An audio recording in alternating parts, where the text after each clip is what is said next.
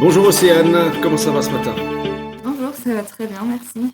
Parfait. Océane, toi tu as couvert l'élection présidentielle au premier tour à Bar-sur-Aube, dans le large Bar-sur-Aubois.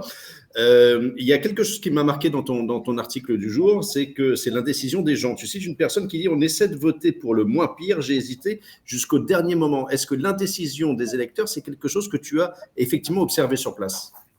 J'ai observé plusieurs cas de figure. Donc, il y avait ceux qui votaient toujours depuis quelques années, qui étaient fidèles à un même candidat.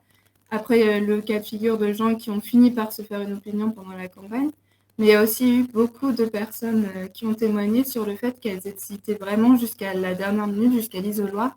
Et du coup, se poser même la question de savoir, avec les derniers sondages qui ont été dévoilé vendredi, de savoir s'il fallait faire un vote de conviction ou finalement faire un vote stratégique pour contrer certains candidats. D'accord. Tu as observé aussi qu'il y avait une participation en hausse, disons qu'il y avait la queue dans plusieurs bureaux de vote dès le matin. Est-ce que ça s'est confirmé dans la journée, ça? Alors ça s'est atténué dans l'après-midi parce que c'est vrai que pour deux bureaux de poste de Bar-sur-Aube, notamment l'école des Arènes et l'école Gambetta, il y a eu parfois des moments où il fallait attendre à l'extérieur avant de pouvoir entrer dans le bureau de vote.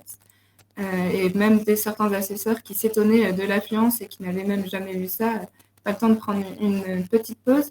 Mais par contre, ça s'est vraiment atténué l'après-midi, D'accord. puisqu'au final, le taux de participation est plus faible qu'en 2017. En 2017, on était à près de 74% de taux de participation.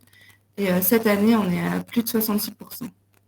Et puis, il y a un dernier point que je voulais voir avec toi aussi, c'est le cas de la commune de Rance, qui est donc dans le large Bar-sur-Aubois, on est plutôt du côté de Chavanges.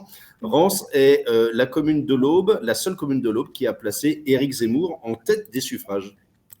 Exactement. Alors, à Reims, il y avait 27 inscrits et finalement 23 votants. Et la plupart ont voté pour un candidat d'extrême droite parce que Éric Zemmour arrive en tête avec 39%, suivi de Marine Le Pen avec 30% et Emmanuel Macron fait près de 22%.